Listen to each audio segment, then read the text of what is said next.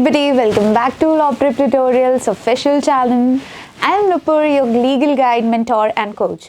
So last year, while in the final leg of exams, I realized and I noticed that a lot of students are very stressed, and at that time we could not really help a lot, right? I realized that people should start focusing on stress management as they start focusing on their studies. Right जैसे आप चालू हो जाते हैं पढ़ाई करना, वैसे आपको स्ट्रेस मैनेजमेंट साथ साथ करते रहना चाहिए. It would take a lot of time but end of the day it would be very fruitful. जब हमें लास्ट में एंग्जाइटी होने लगता है, पैनिक अटैक्स होने लगेंगे, when your numbers are increasing decreasing, then not you will be having a lot of emotions to tackle. So let us start stress management from day one. हम इस चीज़ को प्रोक्रेस्टिनेट नहीं कर सकते हैं. This is very essentials. So what do we need to do? Very simple steps that I have made and are very easy. This is going to be a very subconscious thing. Like हम लोग vowels के आगे an लगाते हैं, so now we don't think right कि अच्छा an egg होगा या फिर एन एरोप्लेन होगा. That has become a subconscious thing in our brains. So ऐसे ही हम स्ट्रेस मैनेजमेंट को सबकॉन्शियसली हमारे ब्रेन्स में डाल देंगे कि एंड ऑफ द डे कुछ भी हो जाए हमें बिल्कुल प्रॉब्लम नहीं होगा, right? So this video is something that every CLAT aspirant should do. आप कोई भी क्लैट एस्पिरेंट हो या आप कोई भी एग्जाम के लिए हो, आपको ये ज़रूरी करना है. But because today's age students are really not so much into telling their emotions, या आप लोग बहुत feel in yourself रहते हैं, तो उसके लिए so whenever whatever studies you're doing, this is mandatory. आपको ये ज़रूर करना है, right? To start with, the first thing that you have to do is start journaling. Journaling क्या concept है? जैसे बचपन में डायरी राइटिंग होता था.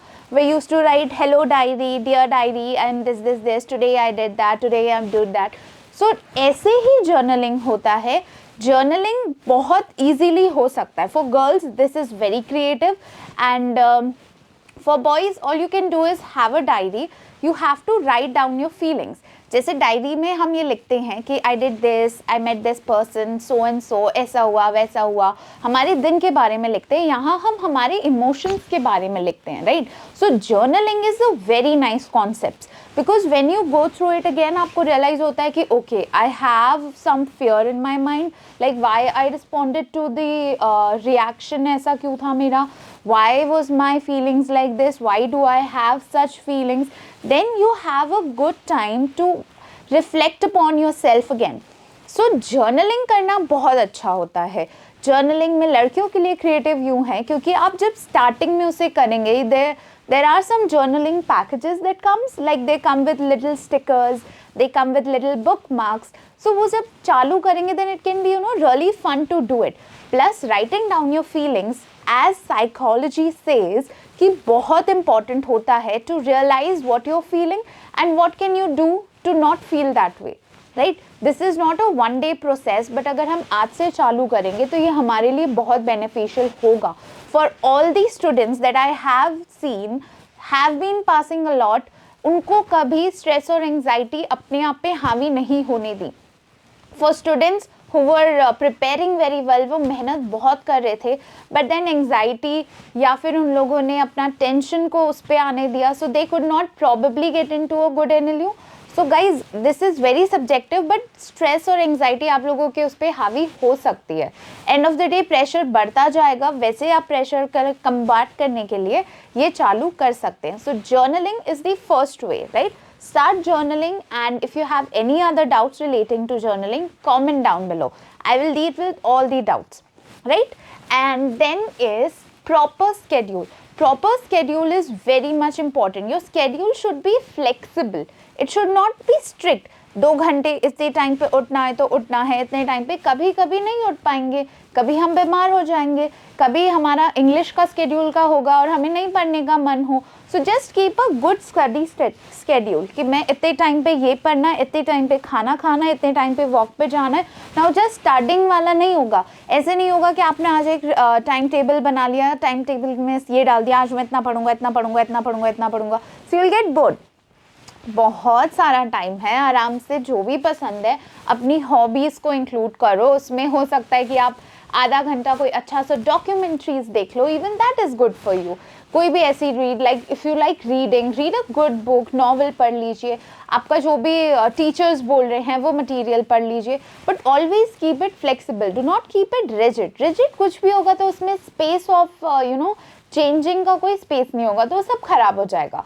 So instead put a good nice time table कि हाँ चलो मैंने उसमें, if you have something like, आप लोगों को अगर मीठा पसंद है या if you like spicy, if you से कि यार आज तो इतना पढ़ ले, देन मम्मी इज सेइंग कि आज मैं तेरे लिए यही बनाऊंगी, तेरी favourite dish, so you look forward towards that.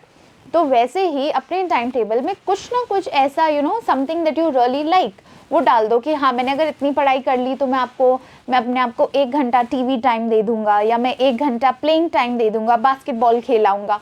So that would really energize you to follow that time table. सिर्फ पढ़ाई है तो कोई भी बोर हो जाएगा, मैम भी बोर हो जाएगी, right? So next thing that you have to do it, you have to prepare yourself. आपने जब इनिशियली चालू किया, यूर अ ब्लैंक स्लेट, या आपने जब भी चालू किया, आपने हो सकता है मेहनत की कमी थी, हो सकता है कंसंट्रेशन की कमी थी, हो सकता है एंग्जाइटी की था, तो जो भी प्रॉब्लम्स थे आप उनको साथ लिए चल रहे हैं, कॉम्बैट करते हुए चल रहे हैं। कभी ये होगा कि मॉक में स्कोर्स बहुत अच्छे आएंगे, कभी होगा कि एकदम गिर जाएंगे, कभी होगा कि सब कुछ समझ आ रहा है, कभी कुछ भी समझ नहीं आएगा, but then that's not the point of losing hope, that is the point of keep trying.